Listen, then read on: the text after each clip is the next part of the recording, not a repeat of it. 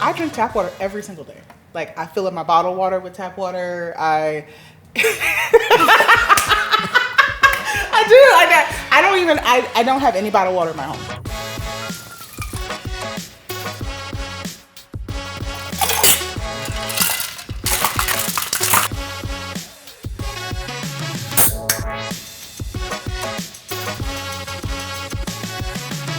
And we're back. All right. It was a very short intermission. It was. But you know good. what? That was my first time watching it. It was both of our first times watching it. We just saw the clip. Particularly the Water Club team saw over and over again because it kept getting comments. Yeah. That was my first time watching. So watching it, I was like, oh my God, there's so many different questions I have now. Yeah. And it also made me feel like a real grown up because I was like, I sat there and talked about water. Because how many people actually drink water? Everybody, but we don't talk about it. No. Let me rephrase it. How many people actually drink the right amount of water? That's That's anybody in that audience, raise your hand. You like, oh, she's like, yeah. The only okay, reason, well, we got one person in the room that's proud. Like, I do. I drink that water. But not the only reason I do. No, it took reasons. So when I was like, okay, I need to drink water because one, my skin is going to be giving what it needs to give. And I got to be healthy. And I want to look like Angela Bassett when I'm her age. I think Angela Bassett has other help. But yeah. Well, yes. I love Angela. Though that's not shade to her. Yeah. So, I want the things that she has. But it was nice to see that, and it gave me other ideas for questions and stuff like that. So I'm glad we watched it. Yeah, it was good to watch and refresh our memory. One of the things that kept coming up was why isn't water free, which we'll talk about. The other thing is reverse osmosis sucks. Don't ever use reverse osmosis. So there's a lot of armchair quarterbacks, and that's okay. And then people have comments and they hear things and they think, well, you can't use reverse osmosis because it filters out everything. But reverse osmosis, at least from my knowledge and from what I've been told by experts, is the only thing that can take out lead. So if you have lead in your water, especially really high amounts, if you use a Brita water filter, they say it lasts about a month or 3 months. If you have a lot of lead or heavy materials, it's gonna last like a week. But if you have a reverse osmosis system, it can filter all that out without you replacing it every single week. So Brita filters can be expensive too. If you live in a community that has absolutely horrendous water, that thing's not gonna last you more than 2 weeks. And what communities usually have? Oh, wheat. Is that Black communities, indigenous communities, poor communities, working class communities, rural communities. So all over the country, even in Appalachia, we're very far away from there, but poor white communities have issues with water just as much as indigenous communities in the Southwest. So it's all over the country, but obviously the people who are targeted the most are Black and indigenous communities when it comes to water rights in this country. Yeah. Before we get deep into everything, what is, for people who don't know and people who are here and in the world who don't know, what is the Water Collaborative? Because I be trying to tell. I know. My son was like, what you doing back there? And I was like, yeah, let me tell you later. Let me get that explanation first. So as mentioned, I'm the director of the Water Collaborative, and it is a community-based organization that helps communities live and thrive with water. And that can, again, mean nature-based solutions, green infrastructure, stormwater management, but it also means water quality, affordability, access, and then all the other things. So we work at the intersection of water, which I'm tooting our own horn, but our team is the only organization in the entire state that specializes in water. So most people focus on environmental justice, right? And they say water is a human right, but what does that actually mean? Most people don't know how to make it a human right. It's not gonna just come to you and fall in your lap. We know rights don't actually work that way. But it's systems, it's policy, it's advocacy, it's education. Part of it is everybody in this room saying, this is what I wanna see and this is what I want to have. And it's also structural, it's federal, it's state, and it's the way money moves and how it doesn't move in some cases. So we focus on all of that in collaboration with community, in collaboration with everyone. So water has no bounds, and neither do we. We work with, like I said, you, Denise, we work with creators, influencers, but we also work with engineers, architects, hydrologists, you name it. And the other aspect of our work is that it's about power building. We are not trying to hold the power. And I say that because I've worked in community-based organizing for most of my life. I started as an organizer here in New Orleans at 16 years old after Hurricane Katrina. Katrina hit the day after my 16th birthday, and I never looked back. But I noticed that a lot of organizations want to hold that power themselves. They want to be the lever and the leverage. Baby, I can't hold water. Why, and neither should this organization. Everybody has to do something about water if we want it to change, and that's what we do. Yeah. Okay. Did I help? That was a lot. Okay. That was a lot. I know. I don't know. In a good, just no, say in a we good help way. communities live and thrive with water. That's the easy one. Period. Yeah. Okay. No, but thank God for you. And I can't even imagine after 16. I can't even imagine Katrina. Let me just say that. But I can't imagine after 16. But of course, because being impacted in that way. Yeah. What do? You make it like your life's mission. And I tried to run away from. from it. I think everybody from New Orleans has a moment where you're like, I gotta get the hell out of this place. And I did. I lived in New York City, and I was like, I gotta get the hell out of this place. This place is wild. But it called me back home because I got my master's in international security, and I thought I was gonna go work at the UN, and I was really gonna do big things, and that's not what my life called me to do. But one thing I noticed is every single one of my classes, New Orleans was a case study. I said, one, I'm not a guinea pig. I shouldn't be your case study. 2, don't ever bring up resilience. I'm so sick of that word. And 3, if we're going to talk about New Orleans, why can't locals do the work? Yeah. Why can't locals be at the forefront of that conversation? And we're usually not, because everybody else is studying us but us. We're not having an introspective conversation about how we behave, how we think, and how we have relationships with our government, with our utilities, with our anything, education, you name it. We complain about it. We are complaining ass city. And I say that because I do it. My group chats, did you see what the city did today? But how do you turn it into action? That's what we're trying to figure out. Exactly. But that's why everybody's here now. That's why I really want, the snaps. Yes. Yes. Bring out the incense, lower the lights.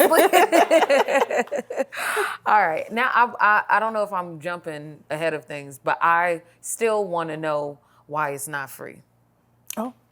We're going straight to the nitty gritty. I just want to know because I thought I was like, dang, it. Anisha, we going to keep it light today. No. But I'm thinking about it because then I'm still buying water, and I'm not going to say the name because it's expensive. I'm going to try to find an easy way to say this. So there's 2 reasons why it's not free, right? Anything people need is not free. Of course. What do you need? Is it free? Absolutely not. What do you don't need? Plastic things and knickknacks at Mardi Gras? That ain't free. Of course, you don't need it. But this is of the earth. But it was of the earth. Human beings, as amazing as we are, we're also terrible, and we pollute our waterways. A lot. I mean, like, everything's dying. Like, the coral reefs are dying, the whales are dying, the dolphins are dying, because we pollute. Now, if you were to drink that delicious water straight out of the Gulf of Mexico, I dare anybody to just scoop up a cup. That's free. See how it tastes. See if you survive next day. You might not. Someone has to filter that out. That's why it's not free. And there's thousands of people behind water utilities, good and bad, who are sitting there doing their job, cleaning that water. There's over 64 contaminants in your water. Did you know that? It's not just lead, it's not just chlorine, 64 named contaminants. Someone has to take that out of your water system, and most of it is taken out. But if you could go to Mississippi River right now and do a scoop-de-scoop and see how long you last. That should be an experiment. Let's see who was willing to put their body on the line. But that is the reality. And we drink water from the Mississippi River, especially in New Orleans, St. Bernard, Jefferson. Who's willing to try that out? Someone has to clean it. So that means there's people behind that. There's systems behind that. There's infrastructure behind that. So that's why it's not free. The key is it should be affordable. So that's my next question, because it's wild right now, especially if it comes, like we said in the video, if it comes in something cute. Yeah. I think it should be, and this maybe the whiskey coke talking, but I think it should be initiatives or programs that just clean the water, and that's readily available for us, and that's it, and that's all. But I also think healthcare should be free, but that's neither here nor there. But I'm just saying, but it just like it's such a need and a want. And before I met you, I didn't realize that. All I knew, and I'm be honest, all I knew is I had to drink water. For fair real. Enough. That's fair. Unless it's like your, like your thing or what you went to school for and what your job is, you just know you have to drink water. But when you get into the politics of it all, the idea that there's politics in water and we are made of water, we need water, is wild. I would argue that water is the most political entity on the face of this earth. And most wars, most human conflict is because of a lack of resources, AKA water. Human beings don't go where there's no water, except for people in Arizona. They found a way. But everybody else, where most of the United States, we're all on waterways. Most of the people in the world live near a waterway. And we don't have that as a free resource because of the things that I mentioned. But to your point, it can be free. We choose not to. As you can see, we do live in the great United States of America. I don't know, is there anything free that the United States offers? I'm really free, like free. I mean, so the US government, by the way, I don't know if people know this, used to pay for your water. 73% of your water was covered by the federal government. And then, Reagan and other folks came in and was like, that don't need to be free, you gotta pay for that. I saw some chuckling in the audience. Did you name something free? Because what was it free? We had something. I don't know if you want to keep it PG. No, we don't, no, this is a free. I was going to say STD. That is free. Mic that woman up. Yeah. Oppression. Oppression is free. The things that aren't good for you are free. Things that are gonna make your life shorten quite a bit. Right. The things that are free are the things we don't want. Disease, cancer, STDs. Right. Yeah. But what prevents that? Clean water. Oh, clean that's air, crazy. clean land. Protection from those things. Protection from those things. I feel like you can't even make latex without water. Yeah. You can't make anything without water. Everything needs water. Your clothes. But most importantly, here in New Orleans, and as we approach the weekend and French Quarter Fest The crawfish boils. and the cocktails, you need and the cocktail. But being serious, like Yeah. Pollution.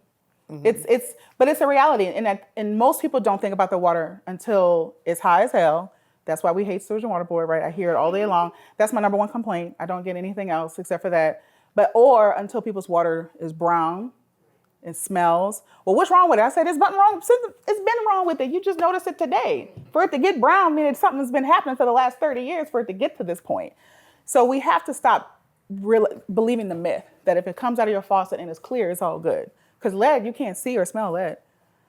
You can't see or smell most contaminants. PFAS, microplastics, you never know it's there. so for the people at home and the people here and me, Also, and me. But what does that look like for people who know nothing about this? How do they know about the leadership, who to look towards, but how do we start here in New Orleans? I'm talking about Miss Portia down the street who keep on dropping off cabbage and white beans to me and all that stuff. And I know she's, in the neighborhood and she goes about her daily business, but how would I explain that to her? I think most people see the surface and they say, well, that's the problem. It's usually not. The surface is usually it's an iceberg, right? The surface is like, oh, that's cute. You open it up and it's a can of worms. We have to remind people, which we don't do well in America, right? And I think that's something that people always talk about. Critically think about everything. Question everything. Really, really dig deep.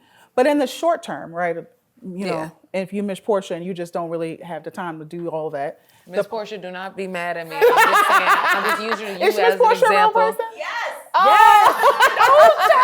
I love Miss Portia, but I'm just saying, how would I explain it to Miss Portia? Then how would I explain it to my aunt in Watts? How would I, if they're not worried about it because it's not a part of their everyday? So how do we make it? It's right in front of you. Your Sewage and Water Board, when you get your bill, they have a water quality report.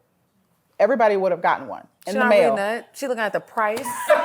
That's what I'm saying. But it's stuff like this where it's like, well, you know what? This I'm gonna tell you. You are not gonna be able to have that cocktail if we don't get this water issue together. I'm trying to meet people where the crawfish, yes. There is a shortage on water. And I was waiting on the news, come on, this is the moment, y'all. And they were like, I don't know why the water high. What? No one brought it up. The water high too. The water's high too. We can talk about that. But also, no one talked about why the crawfish is high. I was waiting. I was like, I'm waiting on the moment. Where are the news channels? Where's the media? No one talked about the fact that Louisiana went through its longest drought in our history, recorded history, because we only been here so long, ever last year. It's not a mistake that the crawfish is high and that they teeny tiny. It's because there's no water. Where are we at? The oysters and the shrimp too, everything. That's why it's going up. Sorry, y'all making me laugh. No. I feel because it's in front of you. It's not a mistake that these things are high. It's not a mistake that they are not attainable or approachable. I get elderly people all the time. Like your friend who's like, everything when I was in New Orleans, it used to be cheap. It used to be inexpensive. Yes, because we have more people on this earth, everything's polluted, and we're running out of basic necessities. But before we get pissed off, I'm too late. because it's got to be. I know, but it's somebody. pissed. It's somebody who could get even more pissed, and it's somebody, a myth buster that we need. Oh yeah, who's that? Who's our Mythbuster? I think Is it me? it's. I think Is it me? that's our myth buster. Go and get mic'd up. Dun, dun, dun, dun, dun. Now coming to the stage. Welcome. Hi, not me giving influencer. Not me giving fan favorite.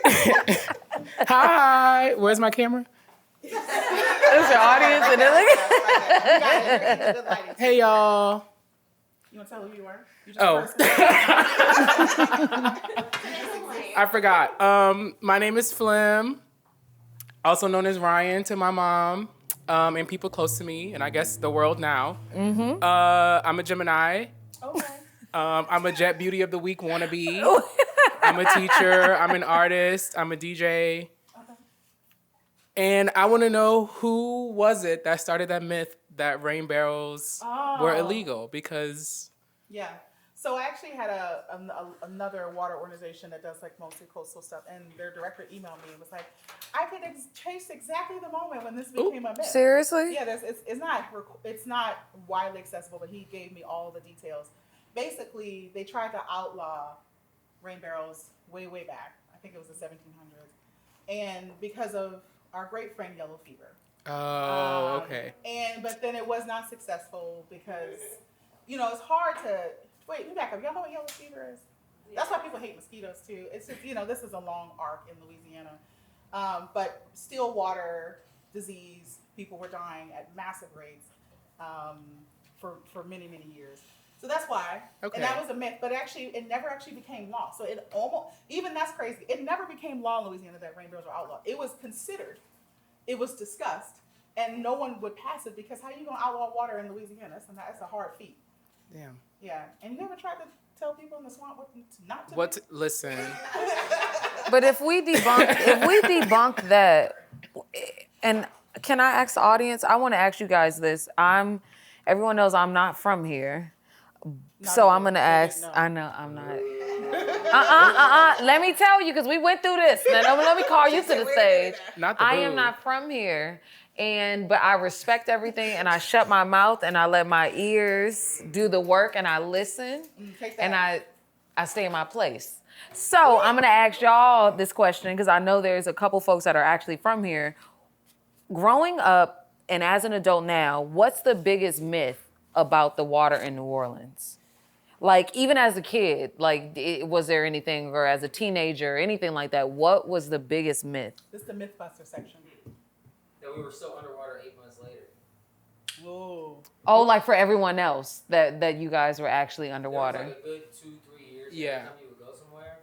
Well, how is everything? Like, They are still y'all asking that alright? now. I'm like, girl, I get in a P-roll every day to boat to school. We can blame that on media because Yeah. when Katrina actually happened, I'm all the way in LA. So as a kid, I can only follow up with everything. So it was the most unbelievable thing I've ever seen in my life. Yeah. And as a kid, you stuck with the first image you see, and you're not following up. You don't know about CNN, so you're just like, I wonder if they're okay. All you do is wonder. But I wonder how it grew into 8 months later, and you're still, Yeah. That's wild. The media was not doing its job. I remember in like 2002, 2003 when bottled water first came out, or at least it started getting to be more of like a norm. And there started to be like a rumor, at least with my family, because they started turning their nose up to tap, and they would be like, "You're not supposed to drink tap water." And it was just as simple as that. But then they would even put it in a glass and then have it next to the bottled water.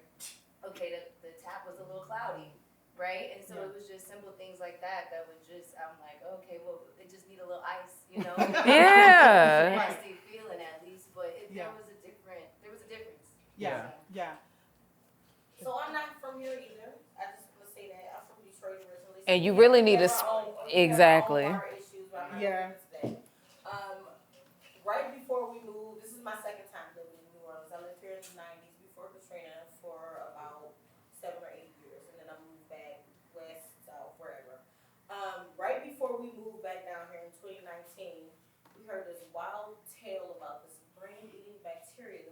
Oh, the brainy Oh, amoebas. I Yeah. know about What? this. Yeah, I the actually brainy know about amoebas. this. Wait, no. So, I've never in my life. What? Yeah. oh, Yeah, no, it was a thing. Naegleria fowleri. Listen, I know about this. Wait, Actually, wait for me. I got this. I actually It's know real, about it's this. real. And it was a thing. It's real. definitely a real thing. It doesn't actually affect the metropolis. 99% of the population. But Yeah. Right. you know, it's a It's thing. out there. It's a thing. It's like And the it is myth, but there's a little bit of truth to it. Mm-hmm. And so when we came back, Adam and I both lived here before. Uh-huh. And when we came back here this time, we're like, oh, we can't turn off the tap water because it's gonna eat our fucking brains. You know what our brains is? No, that sounds No, it sounds terrifying. crazy, You know, no, it's crazy. Now, what was the name of this water? It was No, Dasani. I ain't trying to have the side of cover this video. No, Allegedly. we need a little controversy. You know this? I'm joking, y'all. Oh, yes, yes. I want to say something. Hi, Brittany, you were talking about the beginning of like bottled water. I remember. Do you remember when Dasani was cool? Do you like? I do. Yeah, I do. That's why it's no shade. We remember you, girl. You were that girl. In Dasani, and then another thing I remember. Do you remember like being at school, like at the water fountain, and you would cut the water fountain on, and then you wait for it to like not get white.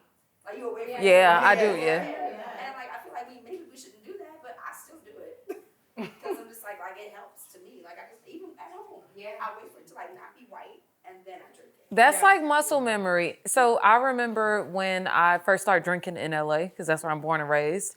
And I kid you not, and this is still like a thing at some of the dive bars and clubs, LA Water. And LA Water was a joke that after whatever, if you tell the bartender, I'll do like a shot of LA Water. You're picking up the mat. And you're, yes, you're Okay, picking up the mat. that's a different And you're going like this, and it's LA Water. It's all the liquor and all the everything. First of all, y'all's mouths are like,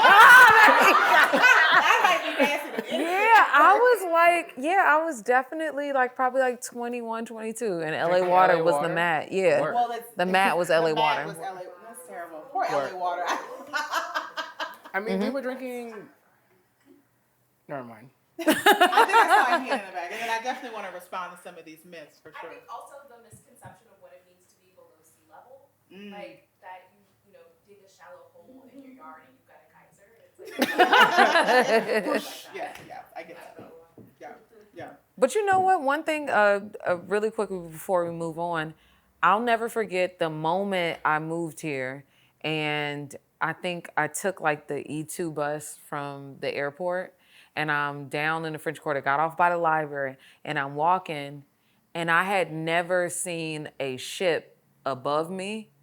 And I don't think I understood that. Because being in LA, it's down, and I was just like, oh, shit. Like, because it's right there, and I know that's like normal, because now it's normal to me. But I just couldn't understand, because even then, and this might sound silly, but if you're not from here, you don't know. I didn't even understand the levee situation. And I was like, wait, so, huh? Like, because seeing, like, you're looking up at the ship, and usually you just look down. And I think when you see it in that way, you sort of understand, or you get that New Orleans has a different relationship with water. Yeah. Yeah. So I just want to, so a few things. I'm trying to remember all the questions, but to the sea level, this is a fun fact that I didn't even know until I had this job, that New Orleans wasn't always below sea level. We were actually above sea level. We are not the Rockies. So let me be clear, when I say above, we're not talking about, thousands of feet, but we were a few feet above sea level. And then what we started to do is, to your point, the levee system, the pumping system, all of that forced us down. So I like to tell people that New Orleans and Southeast Louisiana is a big sponge. And imagine you have a nice, wet, squishy sponge with all the soap in it, and you leave it outside on your front porch in the middle of the day in August. That's what we've done in New Orleans. It's like this. It's a pancake. We made her a nice, flat pancake. And then we're like, girl, why you flood? She's like, because you.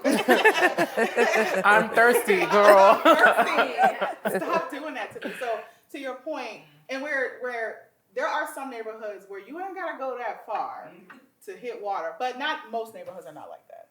And actually, some parts of New Orleans are actually, if you like Gentilly, Lakeview areas, it's actually what used to be an island called Pine Island. Mississippi River created more land over it. So if you dig far enough, you're gonna hit white sand beaches. Oh, word. So yeah, we're not that. We're a coastal community. I think we don't think of ourselves that way because the levees. Period. Not waterfront property.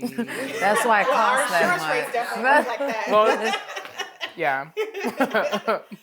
And then another thing I want to quick, because I think I heard 2 or 3 people talk about when you turn the water on and be foggy. Mm-hmm. That's just the oxygenation of the water moving. That's just like science. You know when you, your face is like, but don't think of, like I said, it's not seeing is what you see is not what's actually the reality.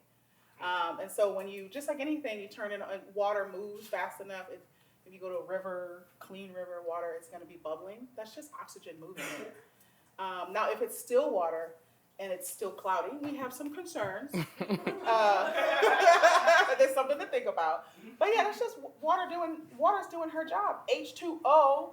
Hello. Yeah. But you know when your granny tell you something, you're sticking with that. Oh, the record, my granny thought that was ridiculous. She was like, "You're all crazy. I'm so happy I'm almost out of here because this water mess is just Not out of here. And look, and what was her name?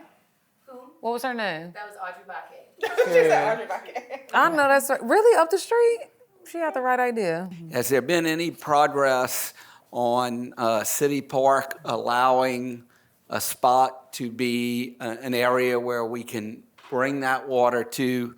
And how is also the progress on the place in Lakeview that I think was going to be a place for that kind of holding pond as well? Yeah, so for those who are not aware, there was a very big project that was proposed to hold and store water, basically green infrastructure. Before, does everybody know what green infrastructure is? Am I speaking a foreign language? It's okay, this is a safe space. So green infrastructure is basically a way to move, slow, or store water using green space or trees. That's what people have done for centuries, but we paved over everything like crazy people, and now we're actually returning back to that because we realize in a place like New Orleans and Southeast Louisiana, it's a sponge city, we actually do better when we have green space than if we have cement. It's like, it's a whole different experience. But to your question, I heard that they're trying to revive those Lakeview projects, but we have a board member who just mentioned that recently and said, hey, it's come back up as a discussion. The issue why that project went away is because we talk about myths, that community got really nervous. They had no idea what this project was about. They're talking about green infrastructure. No one explained it the way I just explained it. And they were like, shut it down. We don't want anything to do with it because we think it's going to flood. They were thinking about the pumps, which is a whole other kind of experience. And they thought they were not going to have a pump anymore. That's not what was happening. The City Park project is also a part of that. And the City Park project is under a lot of scrutiny right now. You guys know about Grodat Farms. Mm-hmm. And so they're doing a whole revisioning of the city park, not just pathways, but also storing water, moving water. But they got into some hot water. Mm-hmm. This is what happens when you have contractors that aren't from New Orleans. Mm-hmm. I'm gonna be honest, we could talk about it. And I tell the contractors to their face because the problem is our utilities, our city doesn't enforce community voice. And I understand there is a shortage of contractors that do this work. That's not my point. Although there are some that should be prioritized in the city, but then that should be in their contract that you need to work with community organizations to do your planning. Mm-hmm. This is why the city gets in trouble over and over again. And the people who are watching this who are from the city, they know this because I tell them this to their face.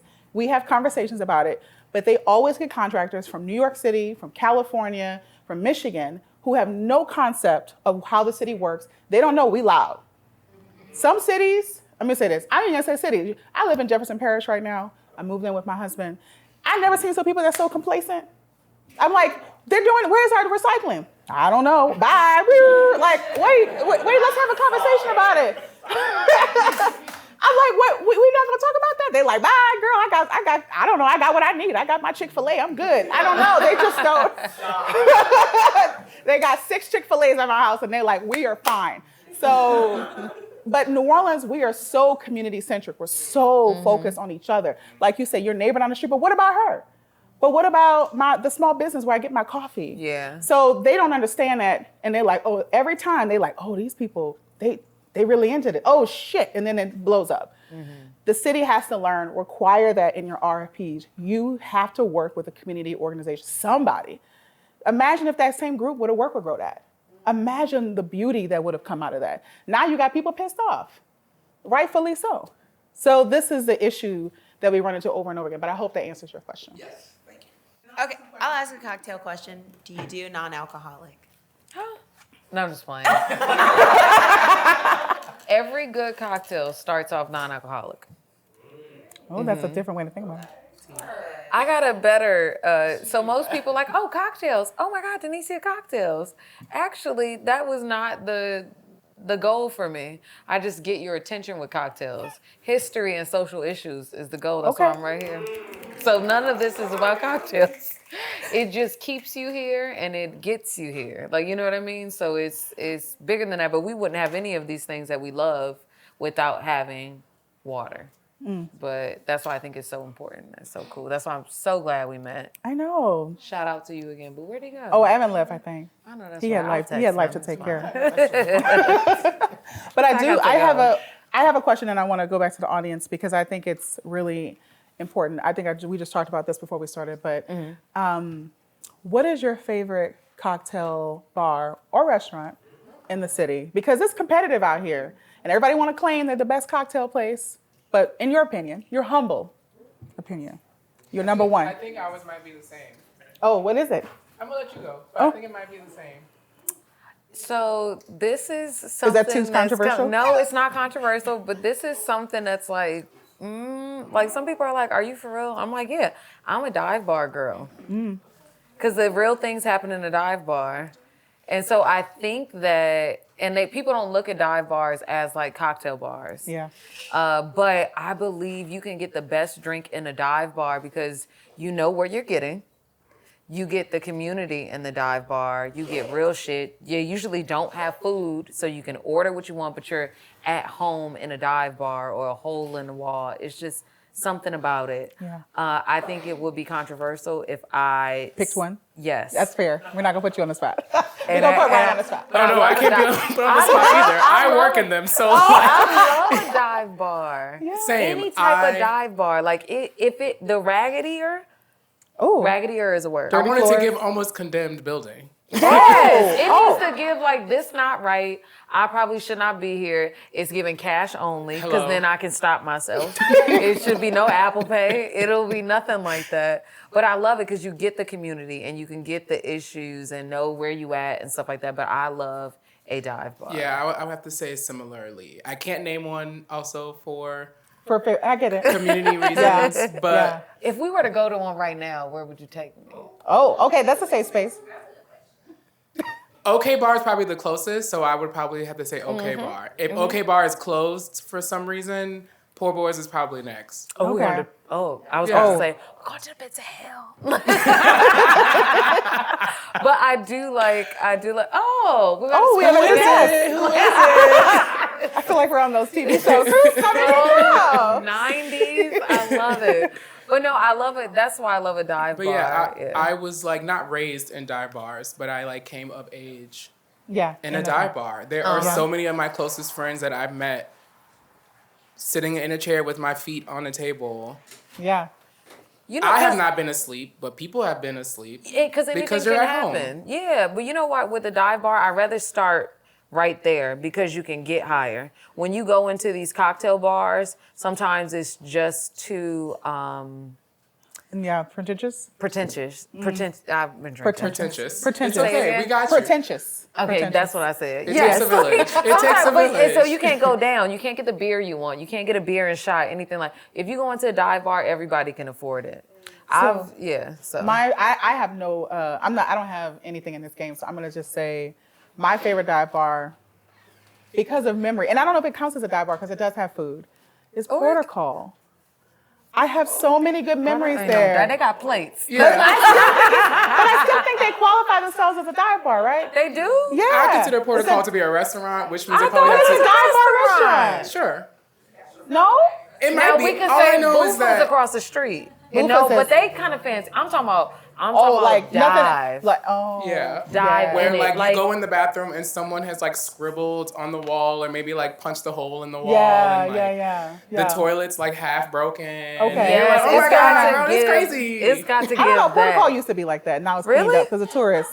Really? To me. I didn't realize realize that. But no, Yeah. I love it. Yeah, I love a good dive though. I'm Yeah. not opposed to a cocktail because apparently that's what I do. I That's want what- to see a cat A cat. with one eye rolling around, being like, "Yeah, girl, you in my house. What's up?" A bartender with "Oh, one that's eye. crazy." I do want to recognize we had a hand up way in the before we had the dive bar conversation, Chef Maya. and I want to make sure we acknowledge. Angel had another question before. yes.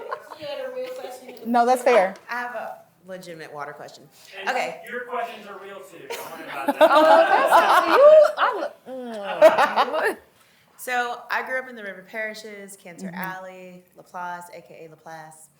And I grew up drinking the tap water. It has a color, it has a smell. Yeah. And I like to joke and tell people that that's why I'm a COVID super dodger, is because I grew up drinking that water. Yeah. But you have talked about the contaminants in the water. You said 64. Yeah. And so, in your professional opinion, which is worse? The contaminants that you can see or the ones that you can't? The ones that you can't, because you'll keep drinking it and think it's fine.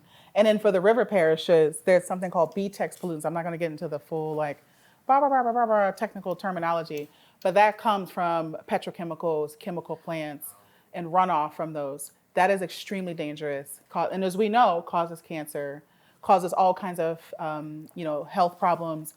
And the issue, we work with a lot of organizations in Cancer Alley, or some people say the industrial corridor for those who are more conservative. But the point being is, it's not just the air, and it's not just the land, it's a combination of. And most people ingest that kind of water every single day. And that we work with those organizations, say, wait a minute, like Rise St. James and Descendants Projects and Healthy Gulf, and there's so many other people, Bucket Brigade. We're like, wait a minute, you guys keep talking about air, you keep talking about land, but no one's talking about water. They're drinking that water. And I'm gonna shout out Ms. Sharon Levine, who is a really great partner of ours, and we work with her all the time. And the first time she met me, she's like, I done seen them dump in the water, and so that's actually legal during emergencies. Can you believe that? Can you believe that? It's legal to dump in certain situations. So being in Cancer Alley or being in the industrial corridor is extremely dangerous. If I could wave my magic wand, I would have that completely a different scenario. And there's some people that's probably gonna get mad because there's some people like, but we need those jobs. Do you need those jobs that's gonna kill you in the process? And I'm saying that because I have family members that work in oil and gas, cousins that work in oil and gas. And I have these conversations with them. And I understand the struggle. Louisiana does not provide the right jobs. It doesn't provide healthy jobs, long-term jobs. We need to transition our whole state, but this is a state that's rooted in unfortunately, in violence and oppression. Before all of this, most of those, and I think this is common knowledge, but maybe it's not, most of those plants used to be plantations, right? So we are still doubling down continually on the oppression and pain and violence, particularly against Black people in the state. And if we ever you saw that we're losing people, we're hemorrhaging people. I'm sorry, we're hemorrhaging people. Everybody's going to Texas. I don't know, that's an argument we can have, that could be a discussion point. Why are we going to Texas? But we're leaving the state because there aren't good jobs and people are dying. You can't kill people and not pay them and not give them health care and not give them education and expect them to stay. That's what we're doing in the state. So the water, back full circle, is a problem. And it needs to be looked into more. We're trying our best, but there needs to be more resources put into that.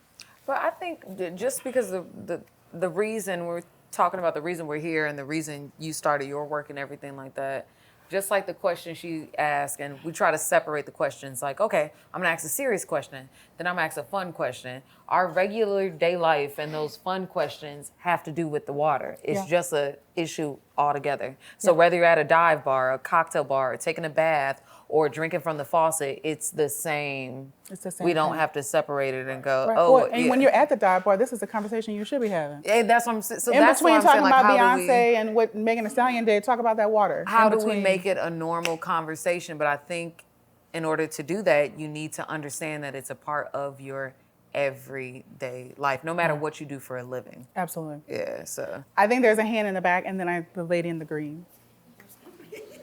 I will make sure. I saw her hand up twice. I was like, please. Hey y'all. Hey, Miss I have less of a question and more of a statement. Because in my travels around the world, I have been to countries where the people cannot drink the water. Yes. I have been to countries where people have to walk miles to get water from a well.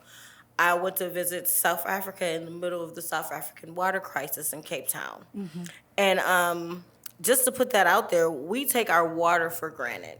Yes, we do. We take it so much for granted that we won't take action to save it because we just think it's something that naturally happens. We get up every morning, we go to our sinks, we turn on our faucet, and water comes out, and that's just the way we live. And I've seen these people in these places where it doesn't work that way for them. And I actually became so much more appreciative of the water that we have here in this country, especially being in Cuba. They cut off the water in all of the outside neighborhoods except for the touristy areas. So when we went to a tour where they cooked for us, the woman that cooked for us had to walk 3 miles to get the water to make our food. Yeah. We were staying 3 blocks away and the water was on because we were in a touristy area. So they use water as a weapon. Not only do they use water as a weapon, water is a form of oppression. Water is so important.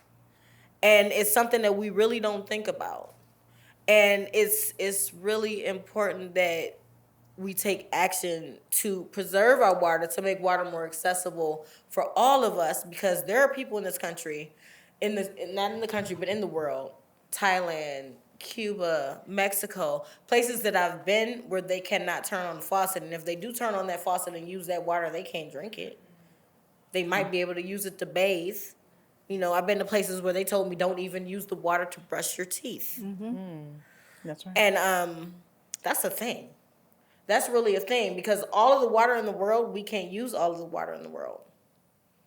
And that really made me think. It made me think so much about water. And I'm glad I'm here. I really didn't know why I was coming here, actually. I just got invited to a thing, you know? But I had these thoughts and I had these feelings when I was in these other countries about how much we take our water for granted. And we need to do everything that we can to preserve our access to clean, drinkable water, because everywhere in the world, they don't have that. Yeah. And that's all I got. Can I ask you guys a question? Like, let's say, yeah, you've all been invited to this, and even if you knew what you were being invited to and you didn't, but imagine, like, we're all grown in here. Picture we go out for cocktails, or you've been invited to a cocktail event, whatever it is, and we have one issue we discuss. Yeah. I think that this can become a thing. But this is how then we spread it to our friends, even if it's like one line or one fact you remember from us gathering like this. It's like real shit. Yeah. And no other words I can use, but it's like something real. But at least if we can have conversations like this, I think we could share more. And then that becomes normal. And we can then share with Miss Portia too. Yeah. Because you're going to tell Miss Portia too. Okay. So we've learned a lot about issues today. And I'm one of those people, I go to all the bars and I talk to all the people. And I start all kinds of conversations. That's how I know most of y'all ain't here. But when I do start conversations about a problem, I always like to have at least one solution that somebody can take with them. Like one action point, like one thing you can do to help make this situation better. Because otherwise I'm part of the problem in some way. So what do we take back to the group chat as an initial step or solution that people can do once they are more aware of the problem? It's like, who are we calling? What are we saying? What is our action step? Yeah. Before you answer, Yes, ma'am. I'm not as educated on water as Jessica, but what I would say from what I've learned from Jessica, the number one thing I would do first, and this is not a plug or anything like that, but I've learned so much, period, from the Water Collaborative. Because you can't share nothing unless you know enough.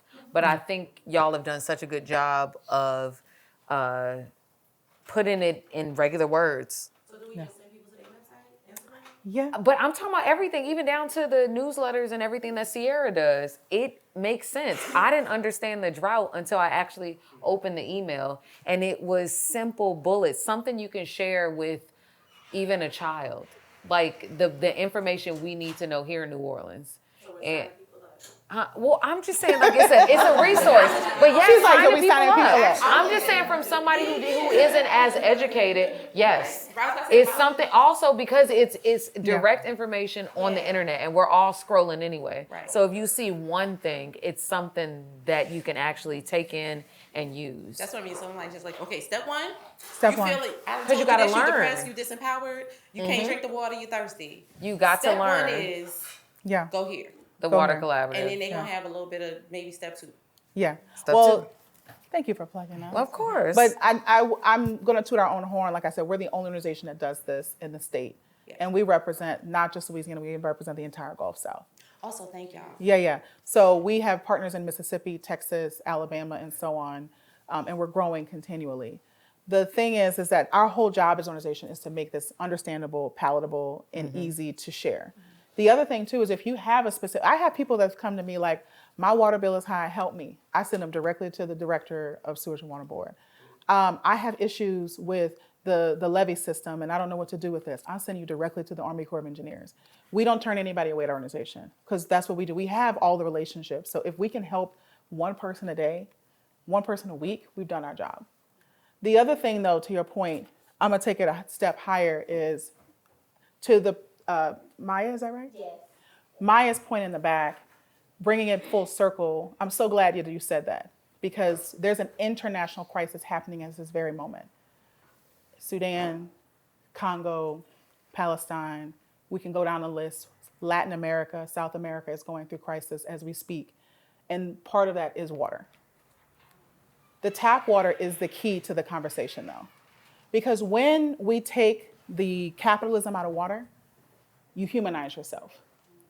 I have a problem, you talked about the designer water. I'm not throwing shade at you, Ryan. It's fine. That's okay. But why is it that we go to the club and I'm like, yeah, girl, I got my bars. Period. How unethical is that? Who are you to have better water than anybody else? It's just like, who are you to have better air than anybody else? Once we start drinking the tap water, you just like me. We normalize who we are. We're all human in this. My fight is your fight. And you may not feel what's happening in Palestine. You may not feel what's happening in Sudan. You may not feel what's happening in any part of the country or in the world. But when you drink that water, you're like everybody else. And I understand the need for bottled water during emergency, during crisis, if you're in a hospital. I'm not saying never. But changing that narrative that you need to have an expensive bottle of water to make you more prominent is a problem. I love Beyonce. Y'all remember when Beyonce was at the Super Bowl and they had her drinking the water, the video, and she has her hair blowing in the wind and she's drinking it. And everybody was like, what is that bottle of water? I said, how weird is that? First of all, it's Aquafina chill. But second of all, like, why do you need to have the Beyonce water? She's drinking water just like you and me. It just came in a can and not in a plastic bottle. So it's a weird behavior we have in America. It's specific to our individualism. It's our culture that we need to have. Even the most basic thing needs to be a premium. It needs to have a Gucci stamp. It needs to have a Versace stamp. Why do you need a Versace stamp on basic human rights? So in order for us to have empathy for other people, take that Versace stamp off. Take that Gucci stamp off your water. That's how we're gonna be more connected, and that's how we're gonna change the world. But it starts with the one thing that we all absolutely need at this moment. I do have a question. Let me get my mic. How do we respond to people? I grew up drinking tap water my whole life. I don't buy bottled water partially because it's expensive and I find that it's like just not useful. And then also through my time with you in the Don't Water It Down video, I learned that bottled water is tap water just with a sticker on it that says that it's not. You have people who still believe that New Orleans particularly, that our tap water is like unsafe to drink. Yeah. And even when you respond to them that the water is safe to drink, they're like, no, it's not. We have boiled water advisories. And then you go and explain that the boiled water advisories are like a safety precaution. And like, I can't think of a time that they ever actually found anything in the tap water through those boiled water advisories, even when they were happening like after the hurricane. you still, people's responses then, well, you like, they're not telling you like all the truth. If you actually go and read this article, there's this thing that says that Sewage and Water Board is hiding this and hiding that. Yeah. And it's one of those things of like, I sometimes feel disempowered to advocate for That's fair. Yeah. the drinking of tap water when every time I bring up that it is safe to drink, I am like, Ooh, right. even when I give these things that are like, hey, this actually is like the It's just a fight. Carfax. It's I'm like, a this is the fight. I don't feel Carfax. like, yeah, like, I can't give you any more than that. And they're like, well, I can't believe you trust that. They're like, not including this. And what about these other things that they like don't test for? I'm just like, well, girl, I don't know what you want me to do. Right. I think that's such an important question, especially, let me be clear, New Orleans is a really unique problem. Most cities don't have boil water advisories. Most cities, you can drink the tap water. New Orleans is, and you can drink the tap water here, let me be clear. It is some of the best water, and you can look it up. It is good water, and in fact, it tastes really good. Didn't you do a taste test, Denicia, of the water? U.S. Water Alliance, when I went to the conference, they had a water bar, and there was actually only water there. And they brought water from, each spot. And I was like, give me the New Orleans water. And Sewage and Water Board was there. Yeah, I'm sure they were. I didn't know they were there. And I was like, I ain't got no skin in the game, so I don't care. I don't know if it's bad or not. But they were like, actually, and I guess the bartender, the water tender, he's like, it's actually not as bad. He gave me our water and then gave me a couple other cities, and it was like, yes, much better. Like in taste. They used to bottle it, didn't they? Well, when I say they're talking about Ray Nagin. There was a campaign. I'm not familiar with this one, but I remember it was called Crescent City Clear, and they used to like bottle. Oh, for real? We gotta get back to that. I have to find it. I have to. I think I did like because in one of the video, my dad used to collect the bottles. We got to bring that one back. He's a Gemini like me, so like part of me is like I understand, and part of me is just like, girl, collecting bottles of water, what a freak. But also he just like there were bottles of water that said like Crescent City Clear on it, and it wasn't one of his jokes that he just like made a label. That's a good marketing campaign. Just bottle New Orleans water and put a pretty logo on it, and then be like, look, it's good. And then be like, y'all should do that. It's the girls love New Orleans. They're gonna buy it. You put a little Sewage and Water logo on it. The girls love New Orleans. Everything you love about New Orleans is because of it. I do want to get to the root of your. Can you say a little louder? Oh, so go ahead. Everything you love about New Orleans is because of its tap water. Period. Wait a minute. Period. You heard it here first. You heard it here first. It's trademarked. Trademark it right now. I trademarked it before I even came. I do want to get to the root of your question, and I know I saw some hands go up. Yes. Is that our water is tastier. It is clean. The issue is the age of our city and the lead pipes, which I talked about in that video earlier. Yes, you did. That is our biggest concern is where, especially our folks who live in the historic part of the city, did you change your lead lines? If not, I would not drink the tap water out of safety. Now, Sewage and Water Board does measures to actually prevent lead from seeping into your water. But if you have construction on your street, if Denicia has trucks and highways and it's shaking your water line, I wouldn't necessarily put a whole lot of trust into that. But that is a unique situation. But if you live in Gentilly, Lakeview, New Orleans East, blah, blah, blah, you could drink your water. I think it's also, we are a city of trends. My grandmother told me an interesting fact. She grew up in Breaux Bridge, Louisiana. And we were driving through Breaux Bridge, and I said, Granny, when you were a kid, did you eat crawfish? I said, drink, because we've been drinking so much. Did you eat crawfish? She was like, nobody ate crawfish when I was a kid. I said, what? I had to say, stop the car. She was like, no, that was hard to get. It was poor people food, and it was expensive. And all of a sudden, it changed overnight. All of the fields. So my grandmother was picking cotton in the 50s, sharecropping in Breaux Bridge, Louisiana. Those cotton fields are now crawfish fields. But it was not considered cool to be rolling up in the crawfish boil 50 years ago. So we are a state of trendiness. If more people said, oh, girl, I have my tap water. And I say more people, local people, because I see the transplants. Thank you for doing your thing. But the local people, to your point, if you say, Ryan, no, we're going to have tap water today, and you just make it normal, don't talk about it. Don't force it on people, because, people, they think about New Orleans, we don't like to be telling anybody to tell us what to do. Just do it, and you're going to see people change. I notice that's how people behave in this city. So to your point, give it time, and I see it changing. Just lie to them. No, it's not. You're not. And be like, yeah, girl. I did that one. I have done that, and it's just, and then you're like, look, it's tap water. You're like, oh, for real? Yeah.